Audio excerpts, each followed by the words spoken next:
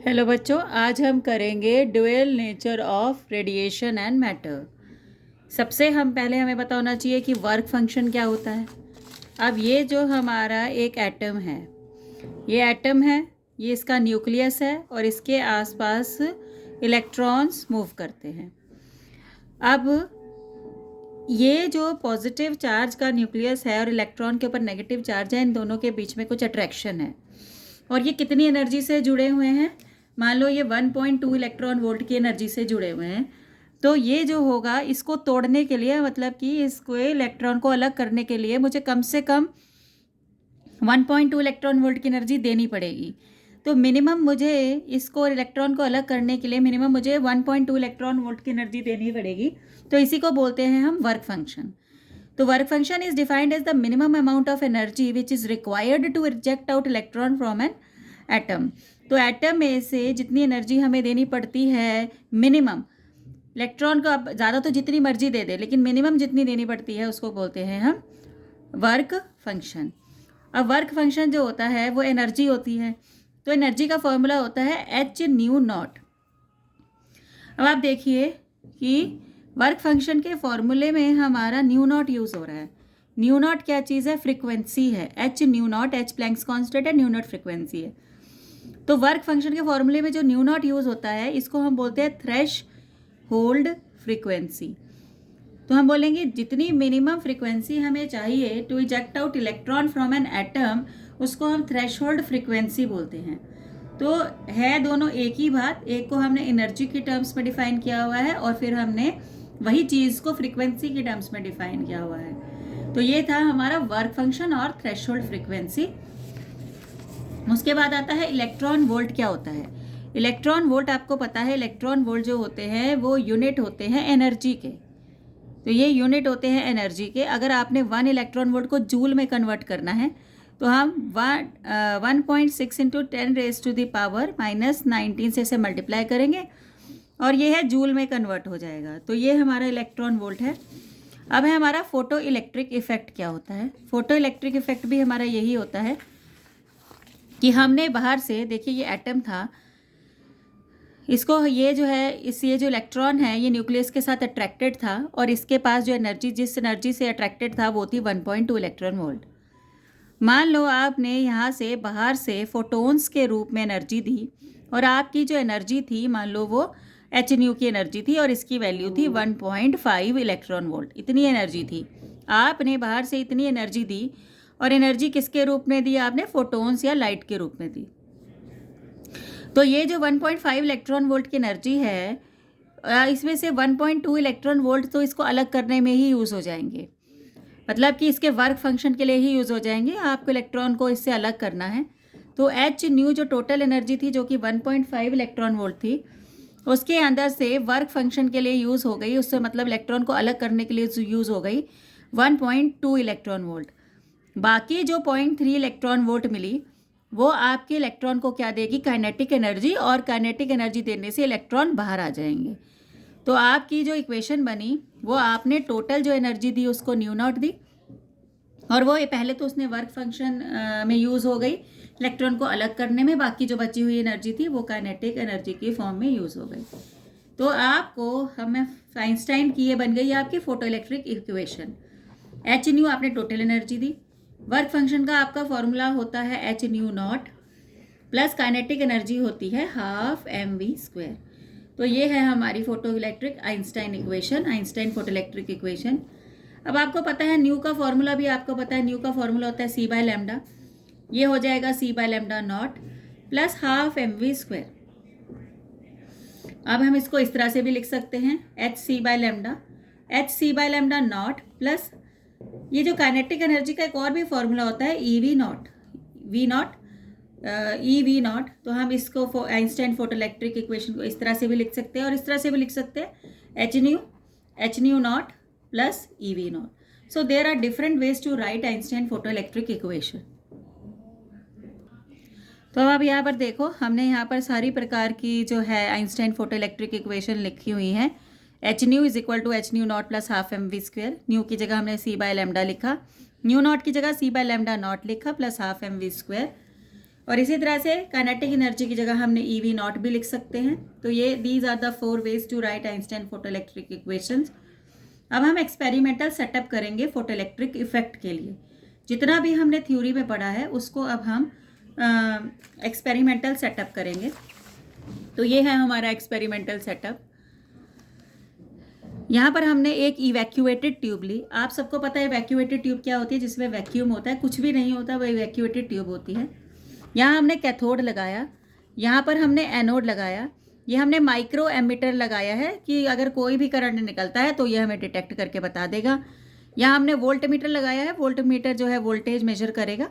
यहाँ हमने potential divider arrangement लगाया है, बैटरी लगाई है, और वोल्टेज चेंज करने के लिए भी हमने यहाँ पर पोटेंशियल डिवाइडर अरेंजमेंट लगा दिया है। अब आप देख रहे हो cathode is connected to negative, तो ये नेगेटिव पोलैरिटी ले लेगा, और एनोड जो है वो पॉजिटिव से कनेक्टेड है तो ये पॉजिटिव पोलैरिटी ले लेगा। तो क्या होगा, ये जो विंडो लगा रखी है, इससे विंडो से हम एच न्यू या सुटेबल फ्रीक्वेंसी की या सुटेबल एनर्जी की जो है यहाँ से हम लाइट भेजेंगे। जब हम यहाँ से सुटेबल एनर्जी की लाइट भेजेंगे तो ये कैथोड पे जाके टकराएगी। अब पर कैथोड पे हमने क्या लगा रखा है, कैथोड पे हमने यही वाला एटम लगा रखा है, मतलब मेटल लगा रखा है। इसका नाम है फोटो सेंसिटिव मटेरियल। अब फोटो सेंसिटिव मटेरियल हमने यहाँ पर लगा रखा है, जिसका हमने कैथोड बना रखा है। तो जब लाइट इस पर गिरेगी तो इसके ऊपर फोटो इलेक्ट्रिक इफेक्ट होगा। फोटो इलेक्ट्रिक इफेक्ट होगा, सुटेबल फ्रीक्वेंसी की डालिए, मतलब उसके वर्क फंक्शन से ज़्यादा की डालेंगे। तो इस मेटल के अंदर क्या होगा, इस मेटल के अंदर फोटो इलेक्ट्रिक इफेक्ट होगा, तो इसके अंदर से इलेक्ट्रॉन आ जाएंगे। अब इसके अंदर से इलेक्ट्रॉन आ जाएंगे। अब हमने इसमें क्या समझना है, जब अभी तक हमने यहाँ पर एनोड पोटेंशियल नहीं लगाया, मतलब यहाँ मैंने 0 वोल्ट रखा है। जब हमने 0 वोल्ट रखा है फिर भी हम देख रहे हैं कि जो अच्छे जो तेज़ इलेक्ट्रॉन्स हैं वो आपके 0 वोल्टेज पर भी यहाँ पर पहुँच रहे हैं। तो इसका मतलब अगर मैं करंट जो निकल रहा है या फिर एनोड पोटेंशियल के बीच का ग्राफ बनाऊंगी तो मुझे 0 वोल्ट पे भी क्या दिख रहा है, करंट। कैसे दिख रहा है हमें 0 वोल्ट पे करंट, यहाँ पर से जो इलेक्ट्रॉन फोटो इलेक्ट्रिक इफेक्ट के कारण निकल के आ रहे हैं उसके पास इतनी काइनेटिक एनर्जी है कि वो यहाँ तक पहुँच पा रहे हैं, तो हमें दिख रहे हैं। और जैसे जैसे मान लो मैंने 1 वोल्ट किया तो आपका जो करंट है वो मान लो 0.1 एम्पियर माइक्रो एम्पियर हो गया। 2 वोल्ट किया तो 0.2 हो गया, 3 वोल्ट किया तो 0.3 हो गया। तो हमने देखा कि हम जितनी जितनी वोल्टेज बढ़ा रहे हैं उतना बराबर बराबर करंट बढ़ रहा है। तो इसका मतलब जो ये 2 चीज़ें हैं वो डायरेक्टली प्रोपोर्शनल हैं, और उसका ग्राफ क्या आएगा, इस तरह से स्ट्रेट लाइन आएगा। फिर आप क्या करते हो, 4 वोल्ट करते हो वो तो 0.3 ही रह गई, 5 वोल्ट करते हो 0.3, मतलब अब करंट बढ़ना बंद हो गया, मतलब कि करंट अब सैचुरेट हो गया। तो इस करंट को हमने बोल दिया सैचुरेशन करंट। अब आपके बढ़ाने से यहाँ पर कुछ नहीं हो रहा, आप यहाँ पर वोल्टेज लगातार पर पॉजिटिव वाली वोल्टेज जो है वो बढ़ाते जा रहे हो, कुछ भी नहीं हो रहा, करंट सैचुरेट हो गया, करंट नहीं बढ़ रहा है, फोटो इलेक्ट्रिक करंट अब बढ़ नहीं रहा है। अब आप कहते हो चलो बैटरी को उल्टा देते हैं। जब हम बैटरी को उल्टा देते हैं तो हमने एनोड को क्या दे दिया है, नेगेटिव पोटेंशियल दे दिया। अब क्या होगा, एनोड इसको इलेक्ट्रॉन को रिपेल करना शुरू करेगा। जब इलेक्ट्रॉन को ये रिपेल करना शुरू करेगा, फिर भी हमारे कुछ इलेक्ट्रॉन जो हैं बड़े ज़्यादा एनर्जी के निकल रहे हैं, वो यहाँ तक पहुँच पाएंगे। तो हमें धीरे धीरे जैसे हम नेगेटिव में इसको इंक्रीज़ करना शुरू करते हैं, आपका करंट कम होना, देखो कुछ रिपेल हो जाएंगे, कुछ पहुंच पाएंगे तो करंट कम हो जाएगा। फिर आप और तेज कर दोगे नेगेटिव पोटेंशियल, यहाँ पर नेगेटिव वोल्टेज, ये और कम हो जाएंगे। फिर ऐसे कम होते होते आप एक ऐसी स्टेज पर रीच कर जाएंगे, ऐसी वोल्टेज पर रीच कर जाएंगे जहाँ पर सारे इलेक्ट्रॉन यहाँ पर आके बंद हो जाएंगे। तो उस वोल्टेज को जहाँ पर कोई इलेक्ट्रॉन नहीं पहुँचता एनोड तक, या जहाँ पर करंट बनना, फोटो इलेक्ट्रिक करंट बनना बंद हो जाता है, उसको हम बोलते हैं स्टॉपिंग पोटेंशियल। उस वोल्टेज को हम बोलते हैं स्टॉपिंग पोटेंशियल, क्योंकि स्टॉपिंग पोटेंशियल का मतलब ये पोटेंशियल है, वोल्टेज है। तो इस तरह से हमने ये एक्सपेरिमेंटल सेटअप किया और उसको हमने समझा। अब ये देखिए ये ग्राफ है, हमने अभी अभी ये ग्राफ ड्रॉ किया है। हमने बोला कि हमारे शुरुआत में हमारा वोल्टेज बढ़ाने से करंट बढ़ता है, फिर सैचुरेट हो जाता है, फिर बढ़ता है, फिर सैचुरेट हो जाता है, फिर बढ़ता है, फिर सैचुरेट हो जाता है। अब हमने इसे क्या किया है, हमने इसे अलग अलग इंटेंसिटीज़ पर लिया है। हमने यहाँ पर इसको अलग अलग इंटेंसिटीज़ पे लिया है। जब हम कम इंटेंसिटी पे ले रहे हैं तो हमें कम करंट मिल रहा है, सैचुरेशन करंट। हम ज़्यादा इंटेंसिटी कर रहे हैं तो हमें ज़्यादा सैचुरेशन करंट मिल रहा है। हम और ज़्यादा इंटेंसिटी कर रहे हैं तो और ज़्यादा सैचुरेशन करंट मिल रहा है। लेकिन जब हम टॉपिंग पोटेंशियल की तरफ जाते हैं, हम देखते हैं कोई भी इंटेंसिटी ले रहे हैं, any intensity we are taking, लेकिन हमारा स्टॉपिंग पोटेंशियल चेंज नहीं हो रहा है। इसका मतलब स्टॉपिंग पोटेंशियल इंटेंसिटी पे डिपेंड ही नहीं कर रहा। जितनी मर्जी बढ़ा low intensity, stopping potential will not change.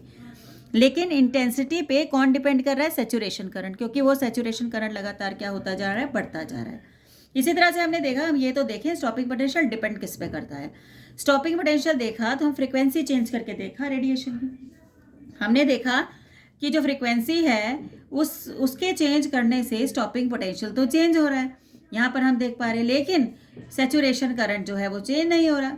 Saturation current frequency पे डिपेंड ही नहीं करता, लेकिन स्टॉपिंग पोटेंशियल किस पे डिपेंड करता है? फ्रीक्वेंसी पे डिपेंड करता है।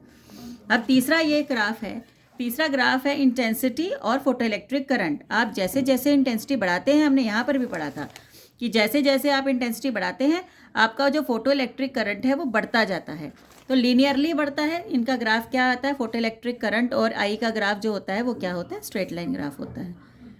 अब हम यहाँ पर देखेंगे कि जो मेटल हमने यूज़ किया कैथोड के ऊपर, फोटो सेंसिटिव मेटल यूज़ किया। उसका क्या मतलब होता है? फोटो सेंसिटिव मेटल वो मेटल होते हैं जिसमें हम फोटो इलेक्ट्रिक करंट वो दिखा सकते हैं, they can show photo electric effect, तो उसको हम फोटो सेंसिटिव मटेरियल कहते हैं। एल्कली मेटल्स आपने पढ़ रखे हैं, alkali metal lithium, sodium, potassium, caesium, rubidium, ये आपका एल्कली मेटल वाला ग्रुप है। इसके सारे मेटल्स जो हैं फोटो सेंसिटिव मेटल्स मटेरियल दिखाते हैं, क्योंकि लास्ट में एक इलेक्ट्रॉन है, इजीली छोड़ देते हैं, तो इसलिए एल्कली मेटल जो हैं वो आपको फोटो इलेक्ट्रिक इफेक्ट दिखाते हैं। और जो एल्कली मेटल है ये विजिबल, आप नॉर्मल लाइट जो ये वाली लाइट है विजिबल लाइट, ये डालने पर ही आपको photo sensitive photo electric effect दिख जाता है। लेकिन ये है जैसे जिंक हो गया, कैडमियम, मैग्नीशियम, एल्यूमिनियम, ये यूवी रेस से आपको फोटो इलेक्ट्रिक इफेक्ट दिखाएंगे। उनको ज़्यादा एनर्जी वाली रेस चाहिए। एक्स रेस से हैवी मेटल्स जो हैं वो एक्स रेस से दिखाते हैं फोटो इलेक्ट्रिक इफेक्ट। हर एक मेटल जो है वो अपनी वर्क फंक्शन के हिसाब से रेडिएशंस जो है उनकी रेडिएशंस होती है जिससे वो फोटो इलेक्ट्रिक इफेक्ट दिखा पाता है। जिसका न्यूक्लियस और इलेक्ट्रॉन के बीच में वो ज़्यादा है, अट्रैक्शन ज़्यादा है, वो तो ज़्यादा एनर्जी की रेडिएशन से in order to eject out electron. तो ये होता है हमारा क्या कहते हैं फोटो सेंसिटिव मटेरियल्स कौन कौन से होते हैं। अब है हमारा laws of photo electric emission for a given photo sensitive material. The photo electric current is directly proportional to intensity. अभी अभी हमने ऊपर ग्राफ पढ़ा है, इंटेंसिटी और फोटो इलेक्ट्रिक करंट जो है वो डायरेक्टली प्रोपोर्शनल होते हैं, इसीलिए इनका ग्राफ जो है वो स्ट्रेट लाइन भी आता है। सेकेंड है law, minimum frequency required to eject out electron है, उसे थ्रेशोल्ड फ्रीक्वेंसी कहते हैं। तीसरा लॉ है above threshold frequency the stopping potential is equivalent to maximum kinetic energy of the electron which is, देखिए थ्रेशोल्ड फ्रीक्वेंसी के ऊपर जो आपका स्टॉपिंग पोटेंशियल है वो मैक्सिमम काइनेटिक एनर्जी के इक्वल होता है। मैक्सिमम काइनेटिक एनर्जी जो है वो ई वी नॉट होती है, ई वी नॉट के directly is equal to maximum kinetic energy हो जाता है, which is photo electrons is directly proportional to photo electricity is directly proportional to frequency of intensity radiation but independent of the intensity। अब आपको पता है stopping potential जो है वो फ्रीक्वेंसी पे तो डिपेंड कर रहा है, लेकिन वो इंडिपेंडेंट ऑफ दी क्या है? इंटेंसिटी है। अब है the photo electric emission is an instantaneous process. जैसे ही आप रेडिएशंस डालते हैं वैसे ही आपकी एमिशन जो है वो स्टार्ट हो जाती है। तो ये है आपका एक ग्राफ जो है जो हमने अच्छी तरह से पढ़ना है, वो ग्राफ है हमारा, ये ग्राफ है आपका, जैसे ये ग्राफ है आपका स्टॉपिंग पोटेंशियल और फ्रीक्वेंसी के बीच का आपको ग्राफ बनाना है। इसको ज़रा ध्यान से समझिएगा, ये एक इम्पॉर्टेंट ग्राफ है। सबसे पहले आप एक ऐसी इक्वेशन लिखिए जिसके अंदर वी नॉट भी आता हो और फ्रीक्वेंसी भी आता हो। तो वो हमने इक्वेशन यहाँ पर लिख ली। हमारी इक्वेशन क्या है? वो H nu is equal to H nu naught plus E V naught kinetic energy. ये हमें photo Einstein photo electric equation ये लिख ली, H nu is equal to H nu naught plus E V naught, ये हमने लिख लिया। अब हमने क्या करना है, ये जो इक्वेशन है ये स्ट्रेट लाइन की इक्वेशन है और स्ट्रेट लाइन की जर्नल इक्वेशन होती है y is equal to M X plus C. अब हमने ये देखना है हमारी इक्वेशन में y कौन सा है। y है हमारा स्टॉपिंग पोटेंशियल, यहाँ ढूंढिए स्टॉपिंग पोटेंशियल, ये हमारा y है तो मैंने इसको y लिख दिया। फिर आप ढूंढिए x कहाँ है, x मेरी फ्रीक्वेंसी है तो ये मेरी x है, ठीक है। तो मैंने पहले y और x जो है वो निकाल लिया। अब मुझे क्या करना है, अब मुझे y को अकेला छोड़ना है। जैसे यहाँ पर y इक्वेशन स्टैंडर्ड इक्वेशन में अकेला है, वैसे ही यहाँ पर भी मैं स्टैंडर्ड ये इस वाली मेरी इक्वेशन में भी इसको y को अकेला छोड़ूंगी। तो मैं क्या करूँगी, एच न्यू नॉट माइनस कर दो क्योंकि आपने इधर से सब हटाना है, is equal to e V naught. अभी भी ई है स्टॉपिंग पोटेंशियल के साथ, ये आप H nu minus H nu naught, E को भी नीचे ले जाओ, इसके नीचे भी ले जाओ और इसके नीचे भी ले जाओ। अब देखिए मैंने y को अकेला छोड़ दिया, तो ये हो गया आपका y। अब न्यू देखिए ये हो गया आपका x। अब यहाँ देखिए x के साथ क्या लगा है, x के साथ स्लोप लगी है, m जो है वो क्या है स्लोप, तो x के साथ क्या लगी है स्लोप लगी है। तो इसका मतलब यहाँ पर जो x के साथ h/e लगा है ये क्या है आपकी स्लोप, तो मैंने यहाँ पर स्लोप निकाल दी। स्लोप किसके बराबर है, h/e के बराबर है। अब देखिए जो mx के साथ प्लस में है वो इंटरसेप्ट है, यहाँ पर mx के साथ प्लस में है इंटरसेप्ट, इंटरसेप्ट हो गया minus H nu naught by E. अब आप इंटरसेप्ट देखिए नेगेटिव आ रहा है, तो मुझे सारी वैल्यूज़, मुझसे कोई पूछे कि आप स्लोप निकालिए तो मैंने स्लोप निकाल दिया, आप बोलते हैं इंटरसेप्ट निकालिए तो इंटरसेप्ट निकाल दिया। आपसे कोई पूछता है एच की वैल्यू निकालिए तो मैं यहाँ से H is equal to slope into E निकाल सकती हूँ, या मैं यहाँ से भी निकाल सकती हूँ एच की वैल्यू। तो ऐसे क्वेश्चंस आपसे पूछे जाते हैं। तो अब ये मुझे पूरा तय हो गया कि ये मेरी स्ट्रेट लाइन की इक्वेशन है जिसके अंदर स्लोप h/e है और इंटरसेप्ट माइनस का है। अब सबसे पहली बात, इंटरसेप्ट माइनस का है। जब आप ग्राफ ड्रॉ करेंगे y एक्सिस का इंटरसेप्ट है और वो माइनस का है, ये y एक्सिस पे इंटरसेप्ट बनाएंगे और माइनस का बनाएंगे और यहाँ से क्या शुरू करेंगे, एक स्ट्रेट लाइन शुरू करेंगे। तो ये आपका क्या बन गया, स्ट्रेट लाइन ग्राफ बन गया। इंटरसेप्ट आपका नेगेटिव हो गया और इंटरसेप्ट की वैल्यू आपको पता है minus H nu naught by E, और ये जो है ये आपकी क्या है स्लोप, स्लोप आपकी क्या है h/e है, और ये जो है आपको इंटरसेप्ट की वैल्यू बता रहा है। तो ये इस तरह से ये थ्रेशोल्ड फ्रीक्वेंसी है, ये वाली जो फ्रीक्वेंसी है ये आपकी थ्रेशोल्ड जहाँ से शुरू होता है। अगर मान लो आपको ग्राफ दे दिया कौन सी थ्रेशोल्ड ज़्यादा है, तो इसकी थ्रेशोल्ड कम है और इस वाले ग्राफ की थ्रेशोल्ड ज़्यादा है। तो इस तरह से हम इस ग्राफ को रीड करते हैं। अब नेक्स्ट है आपका explanation of effect of intensity. Increase intensity means increase in photons per unit surface area per unit time. आपने इंटेंसिटी की डेफिनेशन पढ़ी होगी। इंटेंसिटी होती है energy per unit area per unit time, मतलब एक पर्टिकुलर एरिया पे ज़्यादा फोटोन्स गिर रहे हैं तो इसका मतलब आपकी इंक्रीज हो गई इंटेंसिटी। तो अगर एक फोटोन जो है एक इलेक्ट्रॉन लेता है तो number of electron will increase not it's energy, ठीक है। अगर एक देखो आपने फोटोन इंक्रीज किए, अगर आप 10 फोटोन डाल रहे थे आप 20 डाल रहे हो, तो आपने नंबर ऑफ फोटोन्स इंक्रीज किए। तो एक फोटोन, अब क्या होता है फोटोन डालने से, जब हम फोटोन डालते हैं तो एक इलेक्ट्रॉन जो है वो पूरा फोटोन ले लेता है, फिर वो बाहर निकल जाता है। तो अगर एक फोटोन एक इलेक्ट्रॉन ले लेता है तो नंबर ऑफ इलेक्ट्रॉन्स इंक्रीज होंगे, उसकी एनर्जी इंक्रीज नहीं होगी। तो ये समझाया है। If incident frequency is less than threshold frequency, अगर आप जो फ्रिक्वेंसी डाल रहे हैं वो थ्रेशोल्ड से कम डाल रहे हैं तो वहाँ पर फोटो इलेक्ट्रिक एमिशन नहीं होगा। तो अगर आप जो है ज़्यादा एनर्जी की रेडिएशन डाल रहे हैं ऊपर से, देखो यहाँ से मान लो आपने अभी डाला था 1.5 इलेक्ट्रॉन वोल्ट की, तो आपका जो काइनेटिक एनर्जी निकली थी वो 0.3 की निकली थी, इलेक्ट्रॉन के पास 0.3 गए थे। अगर आप 1.7 की डालोगे तो यहाँ पर भी 0.5 जो है वो बढ़ जाएगा, क्योंकि वर्क फंक्शन पे तो उतना ही जाना है 1.2, तो यहाँ पर 0.5 जो हो जाएगा काइनेटिक एनर्जी बढ़ जाएगी। तो यही बोला है, अगर हम फ्रीक्वेंसी या एनर्जी इंक्रीज करते हैं काइनेटिक एनर्जी भी इंक्रीज होती है। In photo electric emission elastic collision between photon and electron takes place. देखिए जब आपने फोटोन डाले तो इलेक्ट्रॉन के ऊपर वो गिरे, मतलब इलेक्ट्रॉन के साथ वो कोलाइड हुए, उसने अपनी एनर्जी जो है फोटोन के पास बहुत एनर्जी उसने इलेक्ट्रॉन को दी और जैसे ही दी वह वैसे ही बाहर आ गया, मतलब उसके बीच में कोई भी टाइम गैप नहीं पड़ा, नो टाइम गैप।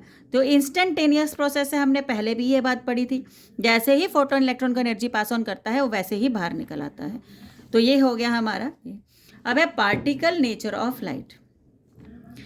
अब देखिए जब इंटरेक्शन होती है मैटर और रेडिएशन की तो वो किसकी तरह बिहेव करता है, पार्टिकल की तरह, और वो पार्टिकल का नाम है फोटोन। हर फोटोन, ये फोटोन की एनर्जी होती है is equal to H nu, ठीक है, हर फोटोन की फ्रिक्वेंसी सेम होती है, ठीक है, उसकी सेम एनर्जी होती है और सेम मोमेंटम होता है। फोटोन पे कोई चार्ज नहीं होता और in photon electron interaction and total energy और मोमेंटम भी कंजर्व रहता है। यह सब फोटोन के जो पॉइंट्स हैं ये आपको याद करने हैं। अब है ड्यूअल नेचर ऑफ मैटर। जो हमारा क्या कहते हैं लाइट होता है, जो आपका वो एनर्जी जो होती है उसकी, जो लाइट होता है वो एक आपको पार्टिकल की तरह भी बिहेव करता है और कभी कभी वो वेव की तरह भी बिहेव करता है। अगर वो पार्टिकल की तरह बिहेव कर रहा है तो उसकी एनर्जी है E is equal to H nu. ये हमने पढ़ रहा है, ई का तो बहुत फॉर्मूला हमने यूज़ कर लिया। E इज इक्वल टू क्या होता है, एच न्यू होता है। दूसरा ई का फॉर्मूला होता है एम सी square, Einstein photo electric equation से, सॉरी आइंस्टाइन इक्वेशन से, मास एनर्जी इक्विवेलेंस से, दोनों ही एनर्जी हैं। H nu is equal to M C square हो गया। अब H nu is equal to M C square, तो एच न्यू आपको पता है सी बाय लैम्डा होता है, is equal to M C square, C से सी कैंसिल हो गया, तो H by lambda is equal to M into C, तो lambda is equal to H by M C. M C क्या है, mass into velocity, mass into velocity क्या हो गया, momentum, lambda is equal to H by P.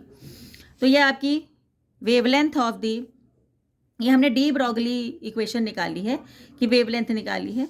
अब देखिए P जो है मोमेंटम, मोमेंटम का फॉर्मूला होता है आपका मास इंटू वेलोसिटी और काइनेटिक एनर्जी होती है आपकी हाफ एम वी स्क्वायर।